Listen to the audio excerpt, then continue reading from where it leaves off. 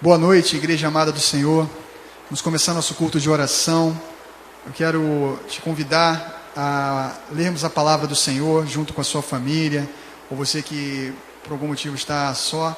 Vamos juntos como igreja, louvarmos ao nosso Deus, orarmos, ouvirmos sua santa palavra. Mais do que nunca, é tempo de buscarmos ao Senhor. Amém? Abra sua Bíblia, por favor, no Salmo 62.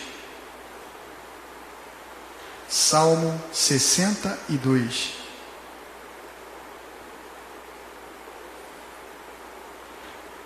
Amém? E o Salmo 62 diz o seguinte: a minha alma descansa somente em Deus, dele vem a minha salvação. Somente Ele é a rocha que me salva, Ele é a minha torre segura, jamais serei abalado. Até quando todos vocês atacarão um homem que está como um muro inclinado, como uma cerca prestes a cair? Todo o propósito deles é derrubá-lo de sua posição elevada. Eles se deliciam com mentiras, com a boca abençoam, mas no íntimo amaldiçoam. Descansa somente em Deus, ó minha alma, dele vem a minha esperança. Somente Ele é a rocha que me salva, Ele é a minha torre alta, não serei abalado. A minha salvação e a minha honra de Deus dependem. Ele é a minha rocha firme, o meu refúgio.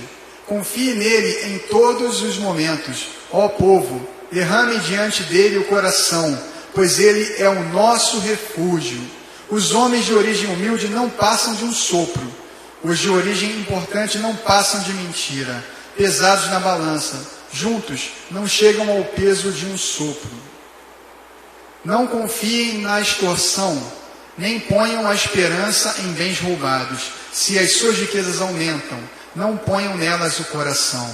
Uma vez Deus falou, 2 vezes eu ouvi, que o poder pertence a Deus. Contigo também, Senhor, está a fidelidade. É certo que retribuirás a cada um conforme o seu procedimento. Amém? Amém? Coloque sua Bíblia sobre o sofá, sobre a cadeira, sobre a mesa, onde você estiver. Eu te convido a orarmos juntos. Feche seus olhos. Vamos orar ao Senhor para começarmos esse culto, já depois da leitura da sua palavra. Pai querido, Pai amado, nós estamos diante da tua presença nessa noite e colocamos, Senhor, a vida de cada família, a vida de cada irmão, de cada irmã, de cada jovem, criança. Enfim, Pai, entregamos todos nós nas tuas mãos, Senhor. Pedimos que o Senhor fale aos nossos corações. Pedimos que o Senhor receba as nossas orações diante do Senhor nessa noite, Pai. Que somente o teu nome seja glorificado, Senhor Jesus. Que somente o teu nome seja engrandecido, Pai. Queremos confessar a Ti a nossa total dependência do Senhor. Confessar que sem Ti nós não somos nada e nós carecemos da Tua graça, da Tua misericórdia, Pai. Somente da Tua graça e misericórdia, Senhor Jesus. Confesso a Ti, Senhor, que fraco eu sou. Diga, amado.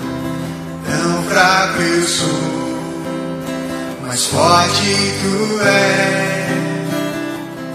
Eu venho a Ti, Senhor, sem nada pra dar. Só quero pedir, vem ajudar-me, ó Deus. Vamos mais uma vez do início. Confesse ao Senhor. Confesso a Ti, Senhor, que fraco eu sou. Tão fraco eu sou, mas forte Tu és. Eu venho a Ti, Senhor, sem nada pra dar. Só quero pedir, vem ajudar-me, ó Deus.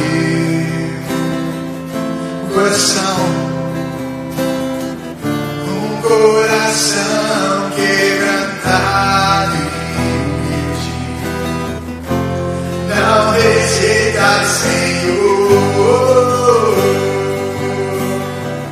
Estenda a mim Tua graça e deixe. Vamos juntos.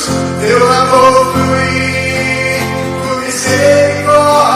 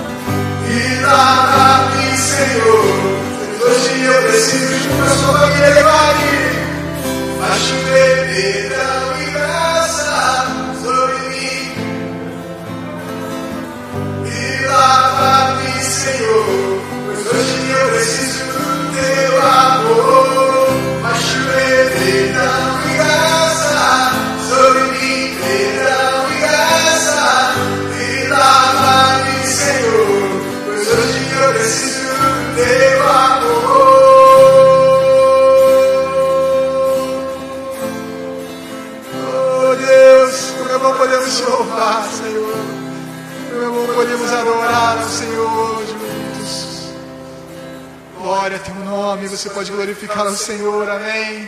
Ele abriu mão da sua glória, Ele se entregou por cada um de nós, por mim, por você, pagou os nossos pecados, nos justificou, Pai. E nós mesmos não havia mérito algum, mas o Senhor se entregou por nós. E nós diante do Senhor queremos declarar mais uma vez a Tua palavra, queremos declarar ao Senhor o quanto nós Te amamos, o quanto o Senhor reina sobre as nossas vidas, Pai. Ele abriu mão da sua glória. Vamos declarar essa verdade ao Senhor. Abriu mão da sua glória, semelhante a um homem, se esvaziou, servo tornou, e a si mesmo se humilhou. Você pode declarar? Como filho obedeceu até a morte de cruz. O grande Deus, mas o grande Deus, o nosso Pai, o exaltou e lhe deu o nome que é sobre todo nome, nos céus e na terra e debaixo da terra. Ao nome de Jesus todo joelho se dobrará e toda língua confessará que Ele é o Senhor.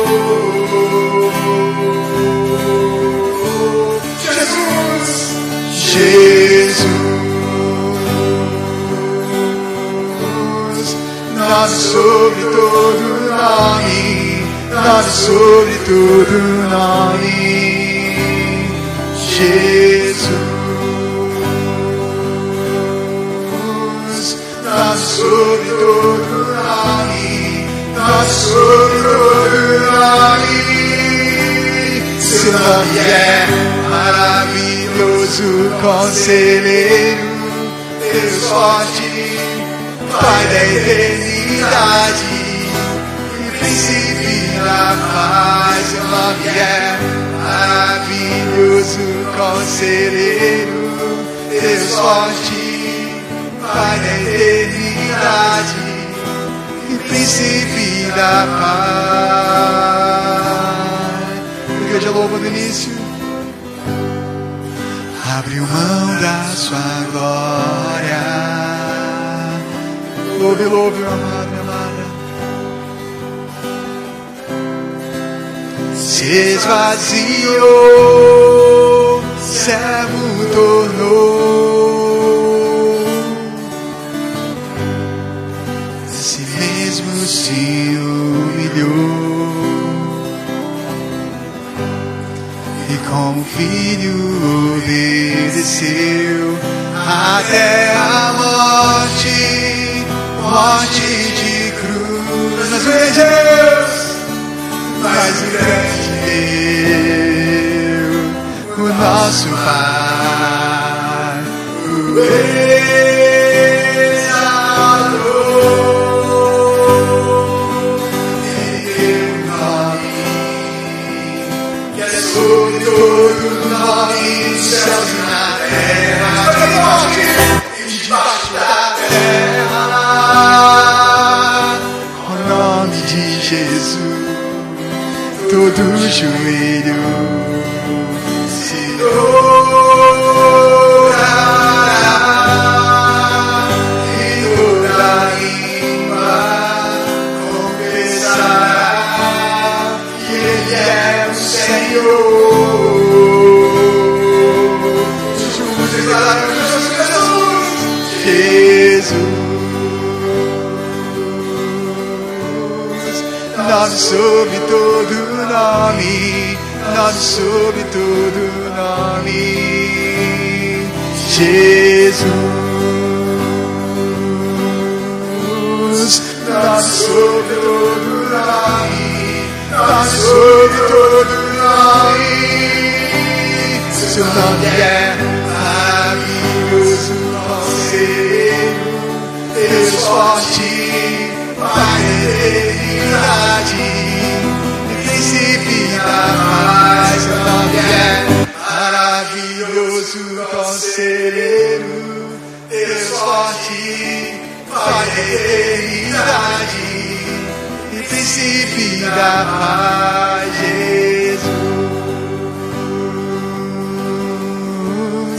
Nome sobre todo nome, nome sobre todo nome. Agradeço o nome lindo, agradeço o nome lindo. O nome está acima de todo nome. O nome que a gente confessa e soltará, que na verdade eu vou confessar. Que Ele é o Senhor, que Ele é o Senhor. Os poderosos se soltarão, os poderosos se soltarão diante de Senhor, diante do Teu nome, Jesus. Oh, glória a Ti, Senhor. Você pode glorificar ao Senhor, amém? Glória a Deus, Erlon. Bom, meus irmãos, eu quero convidá-los a abrirem suas Bíblias no Evangelho de Marcos, capítulo 10. Nós vamos ler os versículos 17 até o de número 22. Evangelho de Marcos, capítulo 10, versículo 17, nos diz assim a palavra do Senhor. Quando Jesus ia saindo, um homem correu em sua direção e se pôs de joelhos diante dele e lhe perguntou: Bom mestre, que farei para herdar a vida eterna? Respondeu-lhe Jesus: Por que você me chama bom? Ninguém é bom a não ser um, que é Deus.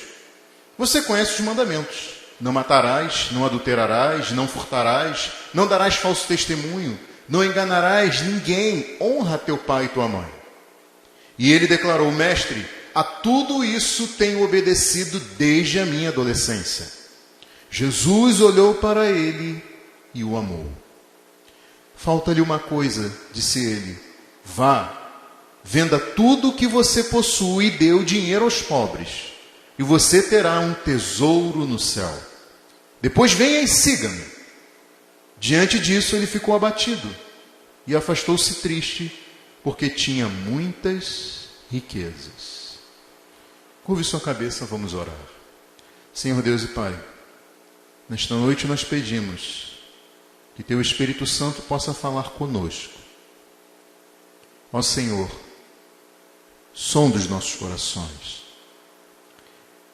Que possamos, ó Deus, sermos confrontados com a Tua palavra e verificarmos se Tu és realmente o nosso grande tesouro, neste mundo e para sempre.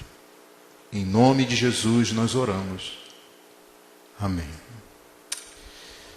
Meu irmão, minha irmã, o texto que a gente leu começa com uma intrigante pergunta feita por um homem que abordou Jesus e disse: Bom mestre, que farei para herdar a vida eterna?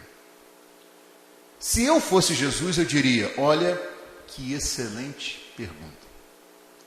E se você tivesse que responder esse homem, o que você diria? O que se deve fazer para ter a vida eterna? Essa é a maior questão de toda a humanidade. A pergunta mais importante a todo homem e a toda mulher, proveniente de todo homem e de toda mulher. O que se deve fazer para ter a vida eterna? Mas veja você que no livro de Eclesiastes, no capítulo 3, no versículo 11, nós podemos ler que Deus pôs no coração do homem o anseio pela eternidade.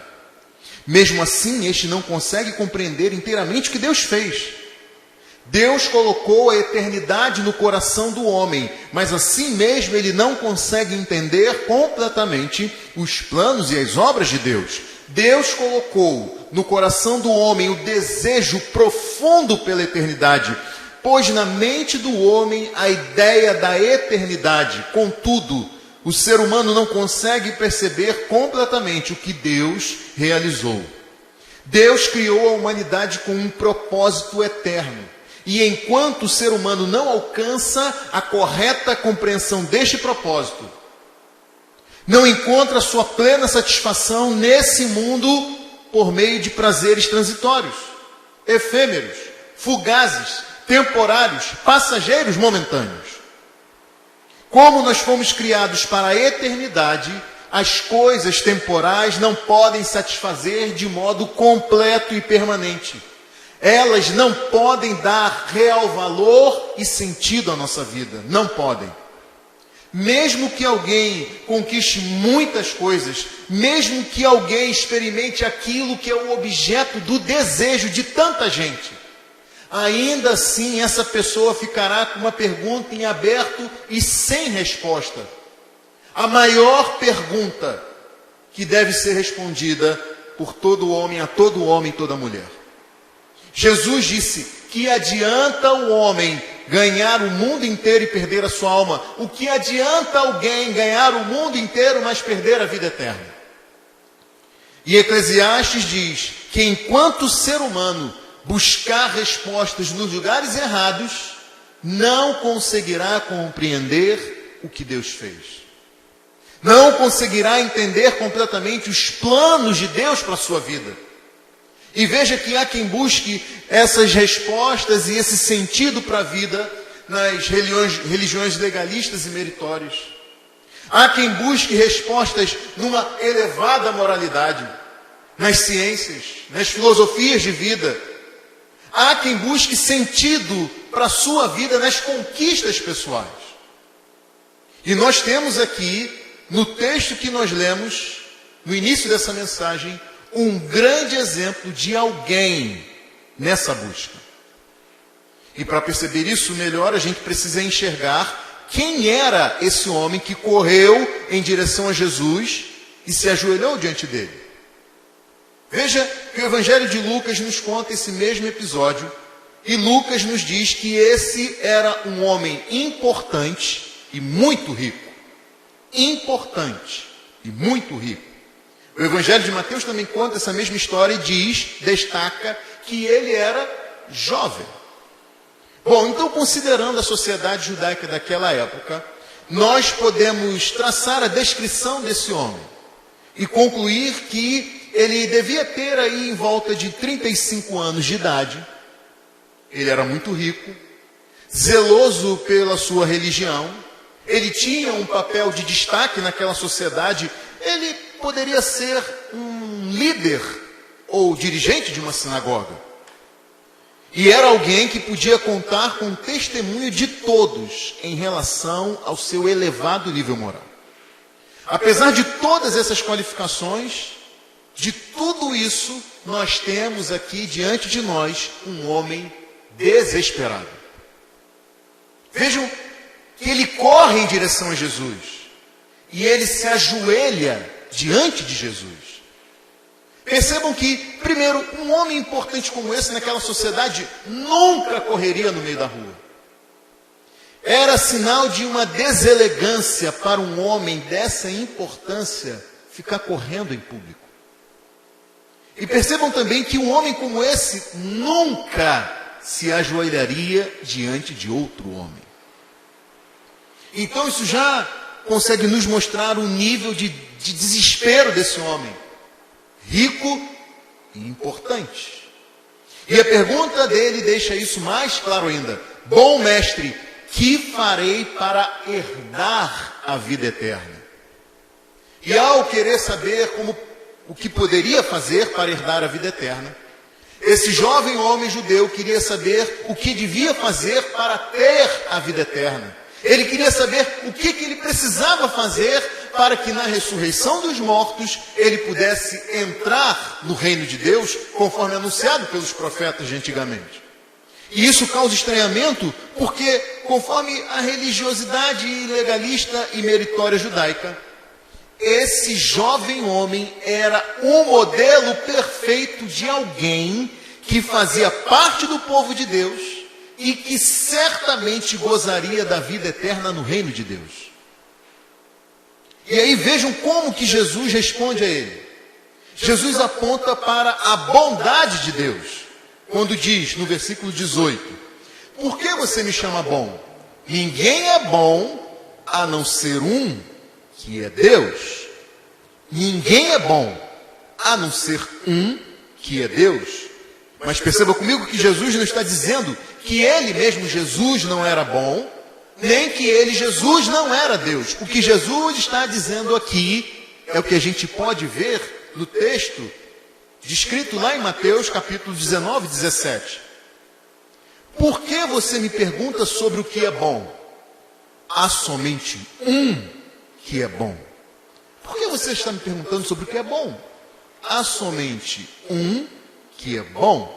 Jesus está aqui dando a deixa para onde ele vai conduzir toda essa conversa. Diante de uma religião legalista, meritória, Jesus está preparando o terreno para confrontar este homem com a bondade que ele mesmo alegava possuir. Jesus vai confrontar esse homem com a elevada estima que ele tinha em relação ao seu desempenho religioso. Jesus vai mostrar para ele quem é realmente bom. É por isso que Jesus diz: ninguém é bom. Vejam que no livro de Jó, nós lemos: será que alguém pode ser puro? Poderá alguma pessoa ser correta diante de Deus? E a gente também lê: quem pode extrair algo puro da impureza? Ninguém. Então perceba que Jesus já iniciou essa conversa deixando clara a condição desse jovem homem e deixando clara também a impossibilidade dele fazer qualquer coisa para ser puro e justo aos olhos de Deus, na intenção de fazer jus à vida eterna. Então Jesus parte agora para provar isso. E veja que no versículo 19 ele pergunta: você conhece os mandamentos? Não matarás, não adulterarás, não furtarás, não darás falso testemunho, não enganarás ninguém, honra teu pai e tua mãe. E ele declarou: mestre, a tudo isso tenho obedecido desde a minha adolescência. Gente, vejam, ele era o cara. Quanto à justiça que há na lei, esse jovem homem rico e importante era irrepreensível. Jesus perguntou se ele admitia ser obediente aos 10 mandamentos, naquilo que qualquer um poderia constatar na vida dele. Coisas que diziam respeito ao relacionamento dele com outras pessoas na sociedade, e ele disse sim, O Senhor pode perguntar a qualquer um que me conheça que vai confirmar isso. Veja, a gente pode dividir os 10 mandamentos em duas partes, em duas sessões. A primeira contém 4 mandamentos que tratam do relacionamento do crente com Deus. E a segunda contém 6 mandamentos que tratam do relacionamento do crente com o próximo. Tanto que foi Jesus mesmo quem resumiu os 10 mandamentos em apenas 2. Os 4 primeiros ele resumiu como: ame o Senhor, o seu Deus, de todo o seu coração, de toda a sua alma, de todo o seu entendimento e de todas as suas forças. E os 6 últimos ele resumiu como: ame o seu próximo como a si mesmo. E desses 6 mandamentos que tratam do relacionamento com o próximo, aqui, diante desse jovem rico e importante, Jesus cita 5 deles. E é interessante a gente notar que Jesus incluiu, assim, entre aspas, um mandamento ao dizer: não enganarás ninguém. É curioso porque esse não é exatamente um dos 10 mandamentos. Não enganarás poderia ser entendido como uma consequência daquele mandamento que ordena não furtar. E no caso desse jovem homem, rico e importante, Jesus falou sobre o engano por causa da proibição de se usar de fraude. Por exemplo, no pagamento de um funcionário, de alguém contratado. Então, poderia ficar o questionamento: será que esse homem tão jovem, tão rico, tinha enriquecido de uma forma fraudulenta? Bom, segundo ele, não. E a gente pode crer nisso porque Jesus não corrigiu o que ele disse. Jesus não corrigiu esse jovem homem em nada daquilo que ele disse ser um exemplo cumpridor da lei. Mas vejam, meus irmãos e minhas irmãs, meus amigos e minhas amigas, sinceramente, essas são coisas que uma pessoa de uma religião, outra qualquer, e até mesmo quem é ateu poderia responder a Jesus o que esse jovem homem respondeu: mestre, tudo isso tenho obedecido desde a minha adolescência. Vejam que há pessoas que não são crentes e têm uma conduta moral exemplar. Há pessoas que não são cristãs e têm uma conduta moral exemplar. Gente que nunca matou, que nunca traiu o cônjuge, que nunca roubou, que nunca se deixou corromper, que vive honestamente do suor do seu rosto, do seu trabalho, que não fica por aí espalhando fofoca, nem caluniando, nem difamando as outras pessoas, que é justo nos negócios que faz. Gente que cuida do pai, da mãe e até da sogra. Esse jovem era o exemplo de um verdadeiro judeu, zeloso e irrepreensível. Ele tinha todos os sinais de alguém que estava debaixo da bênção de Deus. Ele era rico. Ser piedoso e rico como esse jovem homem não deixava dúvidas de que, segundo a religião judaica, ele era o candidato perfeito à vida eterna. Ele seria o primeiro da fila a entrar no reino de Deus. Só que esse homem não tinha segurança e paz na sua alma. Ele não estava certo de que tinha vida eterna. Ele achava que ainda faltava alguma coisa, que havia algo mais aqui que ele deveria fazer para entrar no reino de Deus, e foi por isso que ele foi atrás de mais um mestre, alguém que ele julgava diferente dos demais, alguma pessoa, essa pessoa que poderia lhe dar a resposta à grande questão da sua vida. E é quando Jesus, em amor, perceba isso, olha para esse jovem homem e diz, versículo 21, falta-lhe uma coisa: vá, venda tudo que você possui e dê o dinheiro aos pobres, e você terá um tesouro no céu. Depois venha e siga-me. Antes de continuar, percebam que Jesus não está dizendo aqui que ser rico é pecado, nem que ter dinheiro é algo ruim, porque, primeiro, Jesus não exigiu de todos os ricos que se desfizessem de tudo e fizessem um voto de pobreza para que aí então tivesse a vida eterna. Também é possível ser rico de uma forma justa e digna, como esse jovem homem era. E terceiro, se o dinheiro fosse uma coisa maligna, Jesus não diria para esse jovem homem vender tudo o que tinha e dar o dinheiro aos pobres. Então, havia algo muito especial na relação desse jovem homem com a fortuna dele e que precisava ser confrontado por Jesus. Isso fica claro pela reação dele. Versículo 22. Diante disso, ele ficou abatido e afastou-se triste porque tinha muitas riquezas. Vejam, meus irmãos e minhas irmãs, que os 10 mandamentos começam com: não terás outros deuses além de mim. Esse é o primeiro mandamento. E a reação desse jovem homem mostra que ele confiava nas riquezas e não em Deus. Os 10 mandamentos começam com Deus descrevendo como libertou o povo da escravidão no Egito. E em quem esse povo deveria confiar.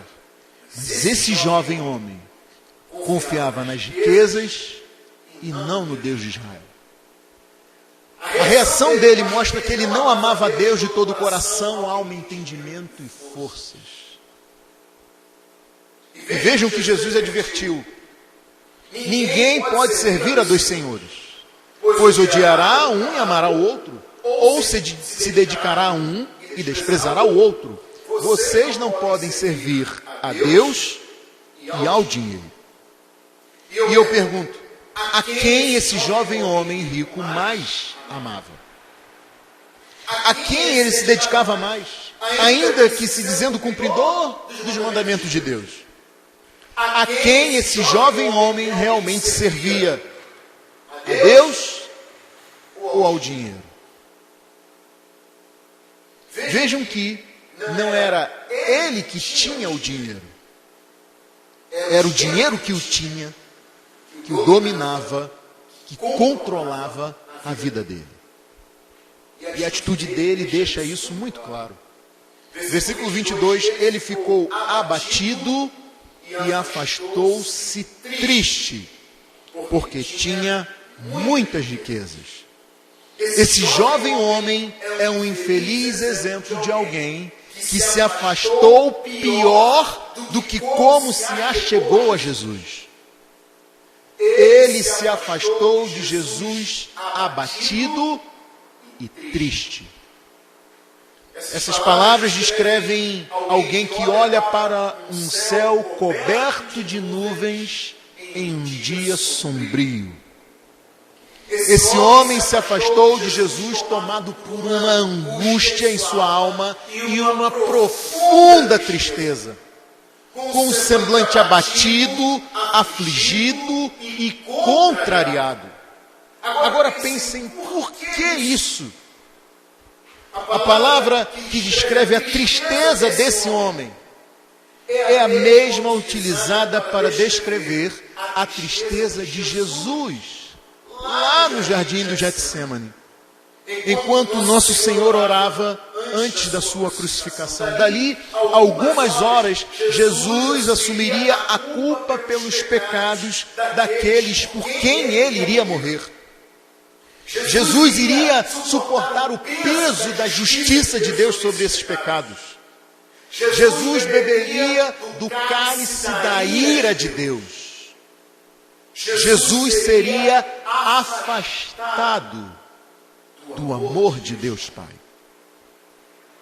Esse homem rico se viu afastado do objeto da sua satisfação, alegria e prazer, como Jesus se viu afastado daquilo que era sua satisfação, alegria e prazer, a comunhão com o Pai.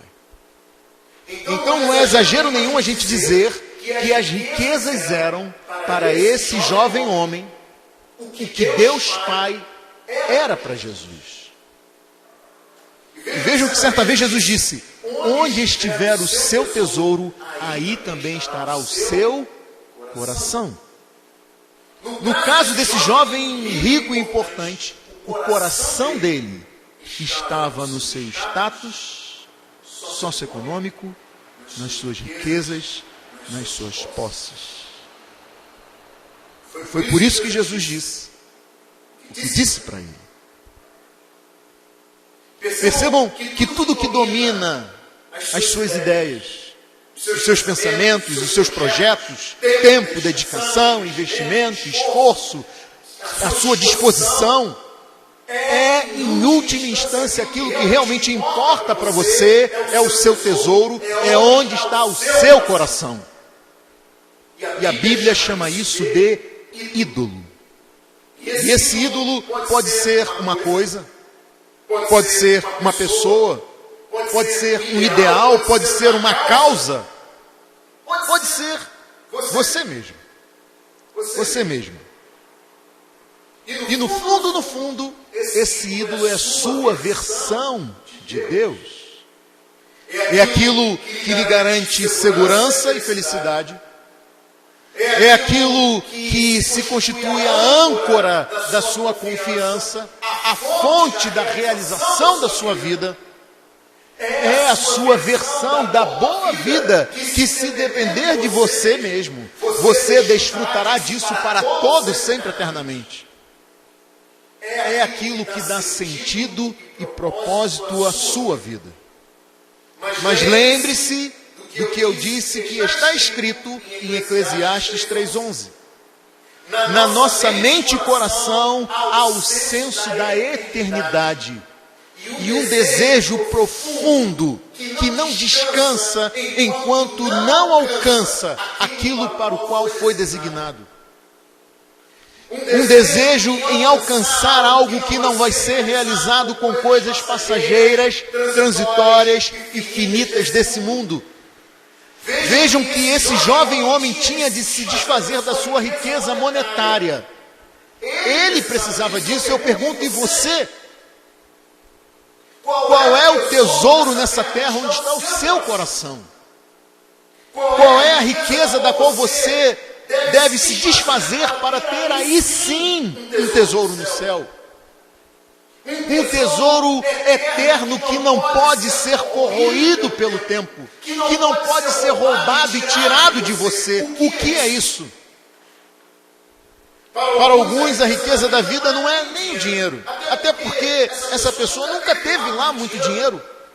Mas mesmo assim, ela tem orgulho das coisas que sofreu, da sua moralidade, da sua integridade, da sua vida incorruptível e das pequenas coisas que ela obteve ao longo da vida, ao ponto de olhar com desdém para as outras pessoas.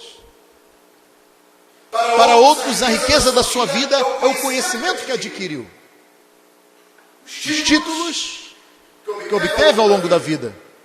E eu lhe peço para que você pense no seguinte: reflita consigo, pense consigo, diga para você mesmo, se eu perdesse tal coisa, a minha vida não teria mais sentido. Se eu perdesse, pontinho, a minha vida não teria mais sentido. Ou então, se eu perdesse tal pessoa, eu ficaria desesperado, eu ficaria desesperada e sem chão, a tal ponto que a morte seria melhor para mim do que a vida. Pense. Eu não consigo me imaginar sem tal coisa. Essa tal coisa é a sua riqueza. E enquanto isso dominar você, der sentido e segurança à sua vida, não será Deus o alvo de todo o seu amor, coração, alma, entendimento e forças. Veja aqui a segunda parte dos 10 mandamentos, formada por aqueles 6 que tratam do relacionamento com o próximo. Pode ser resumida como: ame o seu próximo como a si mesmo. E veja que esse homem, ele amava tanto os seus bens, que ele nem pensou na possibilidade de cumprir, nem que fosse parcialmente, o que Jesus disse e distribuir algo que fosse da sua riqueza entre os pobres. Ele não se imaginava sem as suas muitas riquezas. O 10º mandamento é aquele que diz: não cobiçarás. E a transgressão a esse mandamento constitui um pecado oculto. É um pecado interno, não aparente. É algo que nasce e fica no coração, até que eventualmente pode se manifestar em uma ação externa. Foi por isso que Jesus disse: vocês ouviram o que foi dito, não adulterarás, mas eu lhes digo, qualquer um que olhar para uma mulher e desejá-la, já cometeu adultério com ela no seu coração. Então vejam que esse homem que se ajoelhou diante de Jesus, querendo saber o que deveria fazer para herdar a vida eterna, deveria ter reconhecido que, apesar de dizer ser um cumpridor dos mandamentos, era um pecador, era um transgressor de toda a lei na medida em que pecava em algum ponto dessa lei. E assim como esse homem, eu e você, meu amigo, minha amiga, meu irmão, minha irmã, nós precisamos reconhecer que somos muito mais pecadores do que nós imaginamos. Muito mais. Esses dias eu vi uma ilustração que dava a ideia da riqueza concentrada nas mãos dos 400 mais ricos dos Estados Unidos. E o que poderia ser feito com parte da riqueza dessa gente, sem que nenhum deles deixasse de ser ainda muito, muito, muito rico. Coisas como erradicar a malária no mundo. Doença que, segundo estimativas, mata 285 mil crianças menores de 5 anos. Ou então, fornecer água potável e tratamento de esgoto para todas as pessoas do planeta, prevenindo doenças como a cólera e evitando a morte por falta de água tratada de 829 mil pessoas por ano no mundo. E essas ações custariam, você sabe quanto? Você imagina quanto que custaria isso para esses 400 mais ricos norte-americanos? 10%. O dízimo só desses super ricos dos Estados Unidos. E eu digo isso porque existem outros bilionários espalhados pelo mundo. 82% de toda a riqueza produzida no mundo vai para as mãos de 1% da população mundial.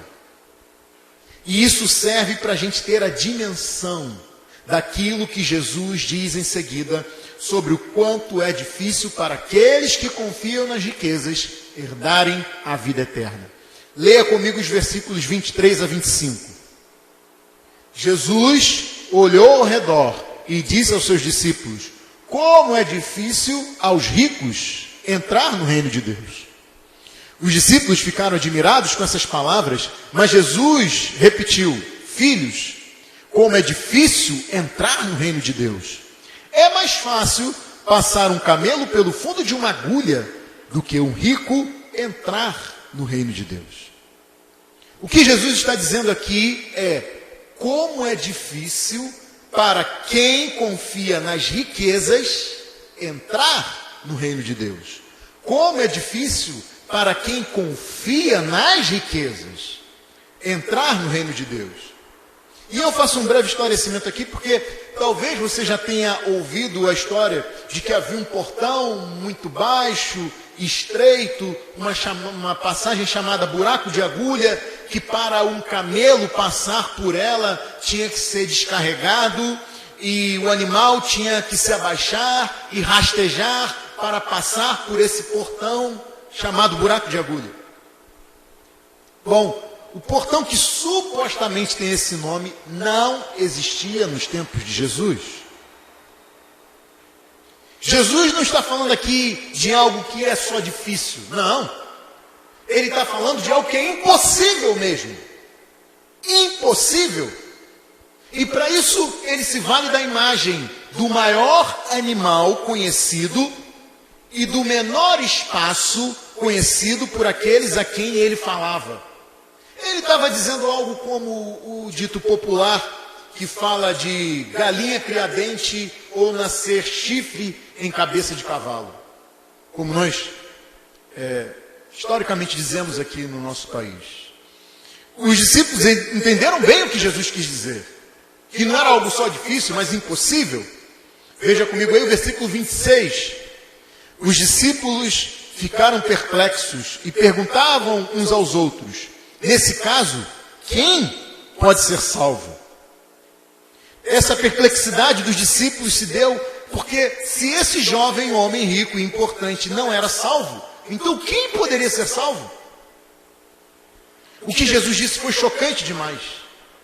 Nem o mais religioso, nem o de moral mais íntegra, nem o mais rico pode entrar no reino de Deus por causa dessas coisas.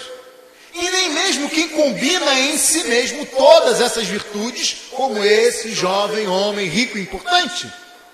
E se pessoas assim estão fora do reino de Deus, o que se poderia dizer de mim e de você, meu amigo, minha amiga?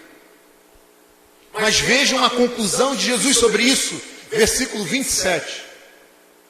Jesus olhou para eles e respondeu: para o homem é impossível, mas para Deus não. Todas as coisas são possíveis para Deus. Meu amigo, minha amiga, ouça, é impossível para você entrar no reino de Deus, isso é um fato. É impossível para você ter a vida eterna, nem que você fizesse todo o esforço da sua vida. Nem que você entregasse seu corpo para ser queimado. Perceba que apesar de ser impossível para você, por você mesmo, para Deus não. Todas as coisas são possíveis para Deus. É por causa da sua natureza pecadora que isso é impossível para você. A salvação vem do Senhor. A salvação é um favor de Deus, imerecido pelo ser humano e recebido por meio da fé somente em Jesus Cristo. Era impossível para esse jovem homem cumprir toda a exigência da lei sem pecar. Era impossível para esse jovem homem se desfazer da sua riqueza. E você talvez olhe para si e veja como uma impossibilidade você se livrar de toda a carga de depravação na sua vida. Talvez você olhe para você e pense que é impossível você se desfazer dessas riquezas que você acumulou neste mundo. Mas ouça o que Jesus diz para você. Para o homem é impossível, mas para Deus não. Todas as coisas são possíveis para Deus. Glória a Deus. Só Deus pode dar vida a quem está morto em suas transgressões e pecados.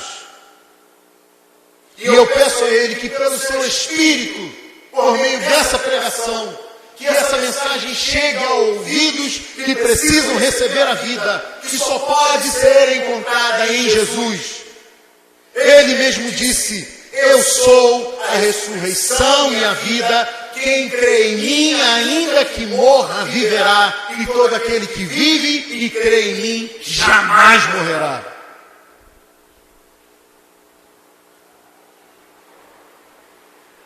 Talvez você pense que Jesus tenha exigido demais desse jovem homem rico.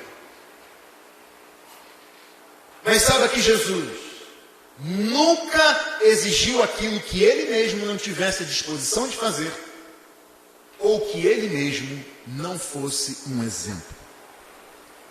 Ouçam o que o apóstolo Paulo escreveu aos Coríntios sobre Jesus, na segunda carta, no capítulo 8, versículo 9.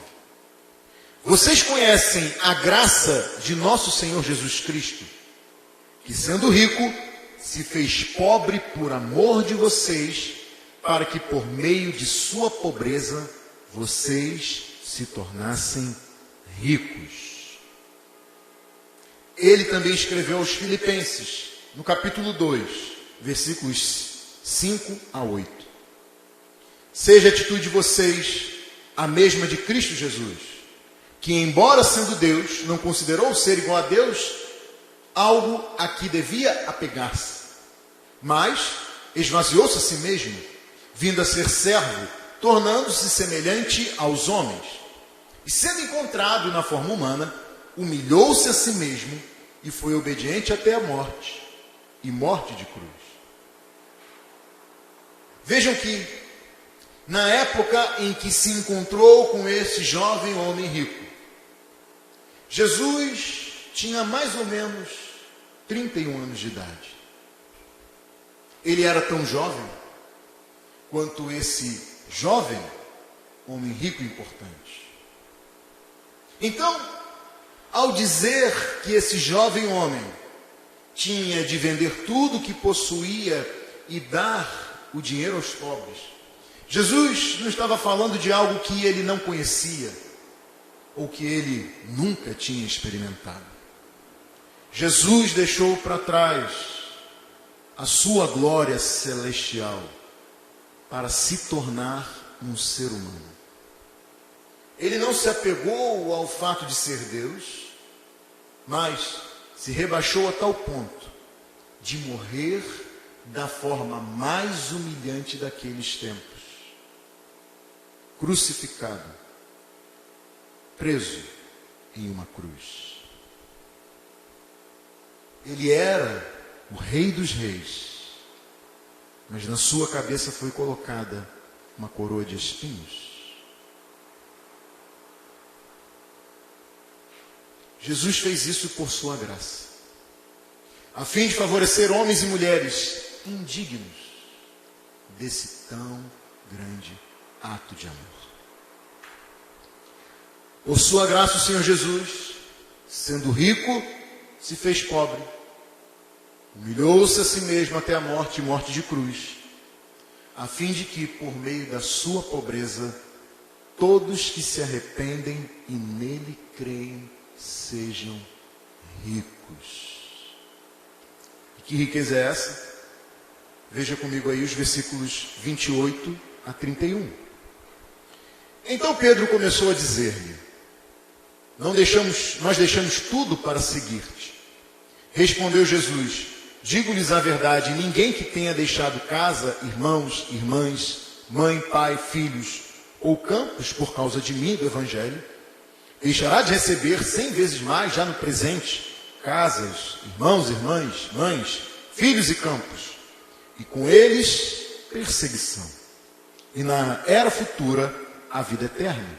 Contudo, muitos primeiros serão últimos, e os últimos serão primeiros. Lembre-se que Marcos está escrevendo esse evangelho para uma igreja perseguida. Pessoas que tinham deixado para trás suas propriedades, tiveram que abandonar a família, foram rejeitados por aqueles do próprio lar. Meus irmãos e minhas irmãs, as riquezas do reino de Deus são de natureza espiritual, principalmente. Eu digo principalmente porque a ênfase de Jesus aqui está na vida eterna, na era futura. Mas vejam que ele diz que no tempo presente, ninguém que tenha deixado casa, irmãos, irmãs, mãe, pai, filhos ou campos, por causa dele e do Evangelho, deixará de receber 100 vezes mais. Bom, a igreja descrita no livro de Atos experimentou isso aqui em sua plenitude, na medida em que Atos 2, 44 nos diz: todos os que criam mantinham-se unidos e tinham tudo em comum. vendendo suas propriedades e bens, distribuíam a cada um conforme a sua necessidade. Todos os dias continuavam a reunir-se no pátio do templo, partiam o pão em suas casas e juntos participavam das refeições com alegria e sinceridade de coração, louvando a Deus e tendo a simpatia de todo o povo. E o Senhor lhes acrescentava todos os dias os que iam sendo salvos. Hoje, ainda que as nossas igrejas vivam em uma experiência e em um contexto histórico e cultural diferente, a gente também pode experimentar dessa riqueza que Jesus fala aqui.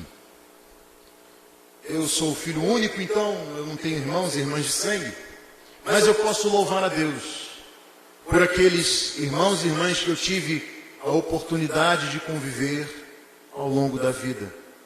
Semana passada mesmo eu recebi uma mensagem de um desses, um grande irmão, alguém que participou da minha vida e eu tive a oportunidade também de participar da vida dele e da sua família.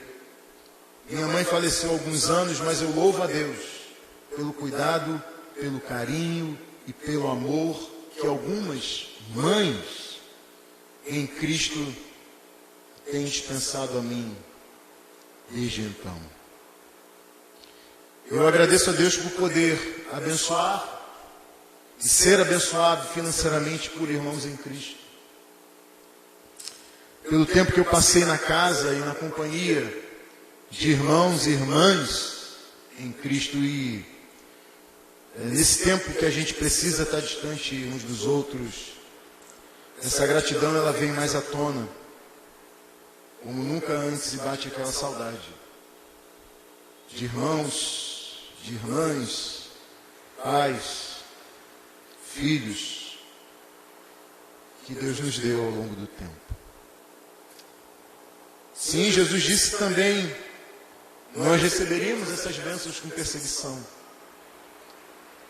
O apóstolo Paulo diz que importa que nós entremos no reino com muitas tribulações, mas o que isso importa diante da vida eterna futura?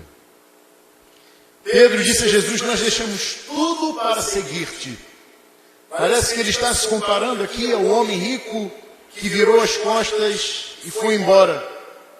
Sim, era fato que Pedro e os demais tinham deixado tudo, mas Jesus muda o ponto de vista de Pedro.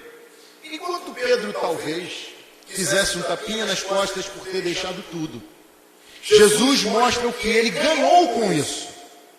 A vida eterna na era futura e já no presente 100 vezes mais. Há crentes que contam sobre o seu passado em pecado de uma forma até orgulhosa, como se tivessem feito um grande sacrifício ao deixar certas coisas para trás. Mas o cristianismo tem mais a ver com o que você tem menos a ver com o que você deixou para trás e mais com aquilo que você ganhou. A sua salvação em Jesus Cristo. A vida plena já e eterna na era futura. A sua comunhão com Deus. O amor de Deus derramado no seu coração pelo Espírito Santo. A sua transformação dia a dia, de fé em fé, à imagem de Jesus Cristo. O seu conhecimento cada vez maior da glória de Deus na face de Jesus Cristo. A paz de Deus que excede todo o entendimento. A alegria indescritível de quem vive para a glória de Deus e encontra nessa vida plena satisfação, realização, propósito e esperança. Então nós que cremos em Cristo não devemos olhar para trás e nos gabar e dizer, vejam que grande pecador eu fui e o tanto que eu abandonei. Não! Nós devemos olhar para frente e dizer, vejam que grande salvação eu recebi. Que grande Deus eu tenho o privilégio de servir. Que maravilhosa oportunidade me foi dada de pertencer à Santíssima Família de Deus Pai, Filho e Espírito Santo. Que alegria poder servir aqueles que também foram salvos mediante a fé em Jesus Cristo. Que honra poder anunciar a salvação em Cristo. O quanto eu desejo que chegue o dia em que eu verei e abraçarei aquele que um dia me amou e me salvou, o meu Senhor Jesus, e com Ele viverei para todo o sempre. Glória, glória ao nome de Jesus. Glória a Deus pelo seu grande amor dispensado a nós. Glória ao Espírito Santo que nos regenerou e nos deu uma nova vida. Louvado seja o nome do Senhor. Eu quero convidar você para cantar comigo uma canção de encerramento.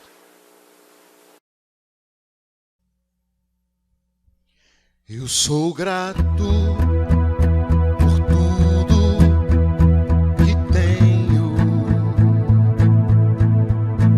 o tesouro maior desse mundo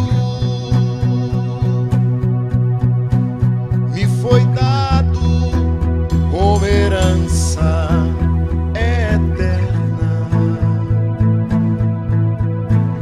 maior prova de um amor tão profundo. Tenho vida, alegria em todo tempo. Tenho amigos, família, muitos irmãos. Foi Jesus, meu amigo verdadeiro, que fez tudo ao me dar a salvação. Louvarei ao Senhor em todo tempo. Cante comigo. Seu louvor estará continuamente para sempre em meus lábios e também no coração. Jesus Cristo será sempre minha canção. Sim, e eu,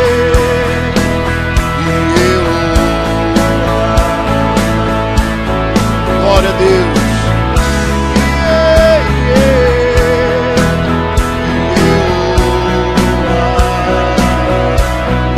Aleluia.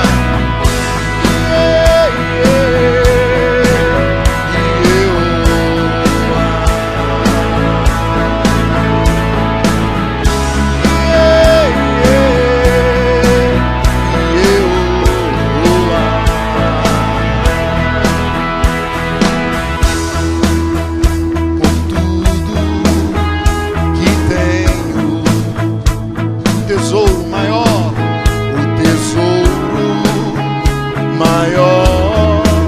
desse mundo nos foi dado como herança eterna, uma grande prova de amor, maior prova de um amor tão profundo. Tenho vida, alegria em todo tempo. Amigos, famílias, irmãos, tenho amigos, família, muitos irmãos. Foi Jesus, meu amigo verdadeiro. Ele fez tudo ao me dar a salvação.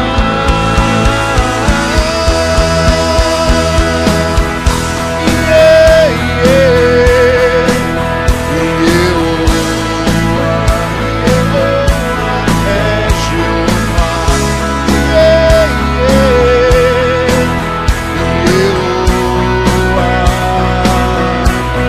Jovens, cantem comigo.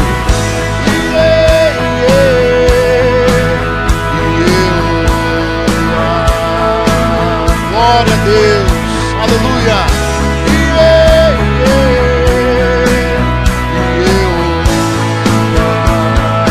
Louvado seja o teu nome, Senhor. Os homens comigo.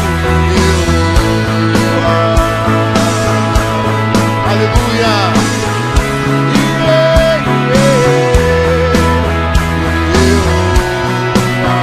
Todos juntos, a família.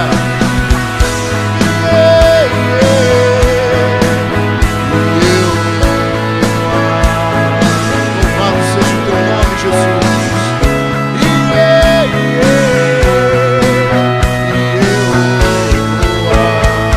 Louvado seja o Senhor pela tua graça, grande misericórdia e bondade, estendida a homens e mulheres, pecadores e indignos como nós. Obrigado, Senhor, pela igreja cristã Nova Vida em Olaria, no lugar onde o Senhor nos plantou e nos colocou. Louvado seja o teu nome, ó Deus, por cada um dos meus irmãos e irmãs, dessa família constituída aqui, Senhor Deus. Que a tua boa mão seja estendida sobre cada um dos meus queridos irmãos e irmãs, sobre seus filhos, sobre suas filhas, Senhor. Deus, guarda os idosos, as idosas. Estende a tua mão sobre cada um de nós. Nós oramos em nome de Jesus. Amém. Boa noite, Deus abençoe.